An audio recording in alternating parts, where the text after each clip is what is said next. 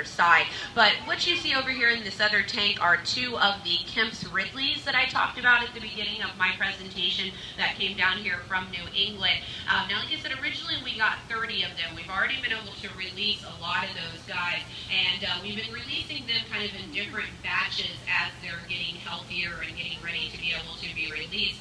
So we just had 5 of them leave us yesterday, but these two guys just weren't quite ready. Overall, they're very healthy. They're just still getting some fluids and some vitamins and things like that, but they just didn't quite show us the skills that we wanted to see in them to feel really 100% confident about their ability to survive and thrive out there in the ocean. So we just got these two guys here that overall are doing pretty good, just not quite ready for release yet. Now later on in our tour, you're going to see the other remaining, what would be 11 of the Kemp's Ridleys. Those are the ones that are actually still kind of sick. They had pneumonia, so they're being treated with antibiotics and things like that to help them recover and get feeling better. But when you look in here, you can see the little corrals that some of the other Kemp's Ridleys were in, as well as these two guys here. And the reason they're separated away from each other instead of kind of living in that group situation like the turtles you saw there on the other side is because they can get kind of aggressive towards each other. Sea turtles are solitary animals. They don't live in big groups or families out there in the wild. So if you saw Finding Nemo, they lied to us, folks. They don't live in a big family out in the ocean. Sea turtles live all by themselves. They're solitary animals. Now, green sea turtles, we can put into group living situations because green sea turtles tend to tolerate each other because they will find big areas of seagrass and they will all eat together in that big area of seagrass. And so they're kind of tolerant of having other turtles around them. But your carnivores, your Kemps, your loggerheads, those guys establish feeding grounds, they get territorial, and they get aggressive towards other sea turtles. So of course we didn't want these guys to have any aggression towards the other Kemps that were in here with them, so we can prevent that by separating them away.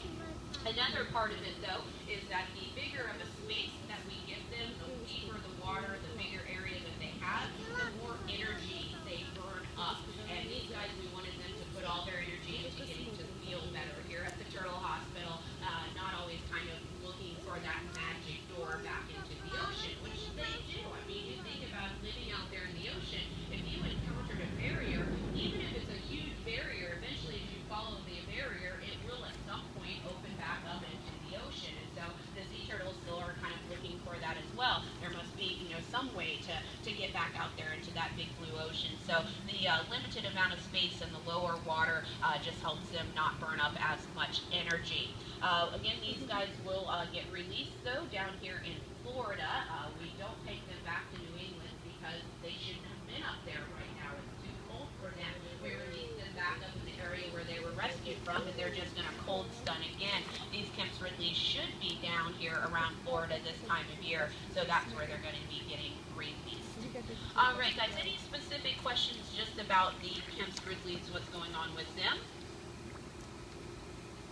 All right, then we're going to go ahead and move over here to the other side where we have some really incredible turtles over here. These guys are quite healthy sea turtles.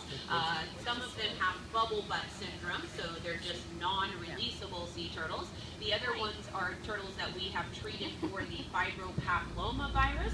They're in the year-long waiting period, but for quite a few of these turtles, they only have a month or 2 left here with us at the Turtle Hospital. So like I said, overall, very healthy, very spunky. Now I'm going to start by talking about the 3 turtles that have bubble butt syndrome.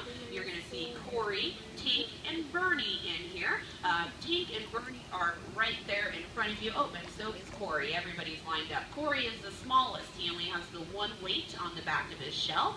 Bernie's a bit darker, and Tink is the one closer down to me. Again, you can always tell bubble butt syndrome sea turtles because they have weights on their shell. So the 3 that have the weights are the 3 that I'm talking about. Now, one of the things that people always notice about Tink is that her little back flippers are sticking together, and that's because Tink is paralyzed. And that's another thing that happens to these sea turtles when they take a severe boat strike injury. You folks saw their backbone and their shell are the same thing. So if a turtle takes a severe enough injury to their shell, it can do enough damage to the spinal cord that it results in paralysis.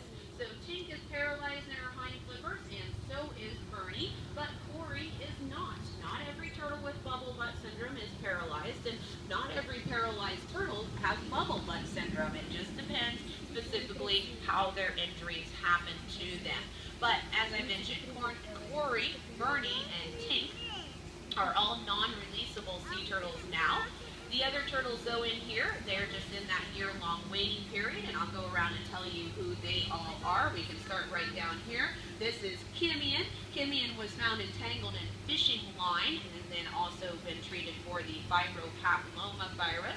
This turtle right here, his name is Dale. You can kind of tell who he is because think of Pale Dale. He's a little bit lighter in coloration from everybody else. Dale actually got snagged by some folks that were fishing, and he has a really great story because sometimes when people snag sea turtles while they're fishing, they will just let the turtle go, and that's not a good idea. Sea turtles, when you just cut that fishing line and let them go, then they're left with fishing line dangling off of them. They can get entangled in it. They can ingest it. If sea turtles have fishing line dangling off of them and that fishing line gets snagged under the water and they can't get up to breathe, then they drown. They're air breathers. They have to come to the surface and take a breath of air. Also, if you just cut the fishing line, you're going to leave a fishing hook in a sea turtle, which can rust, and sea turtles can get bacterial infections from rusty fish hooks, just like we can get tetanus if we get injured by something rusty. But the folks that snagged Dale while they were fishing, they did not just cut that line. They called us here at the Turtle Hospital. We instructed them on how to keep Dale safe until we could get there.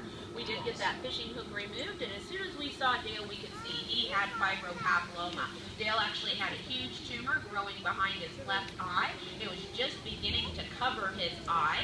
And again, if those people had just cut that fishing line, that tumor would have continued to get worse and worse, affecting his vision. I mean, there's just a huge list of things that could have went bad in Dale's life that didn't, because somebody took a little bit of time to call us here at the Turtle Hospital.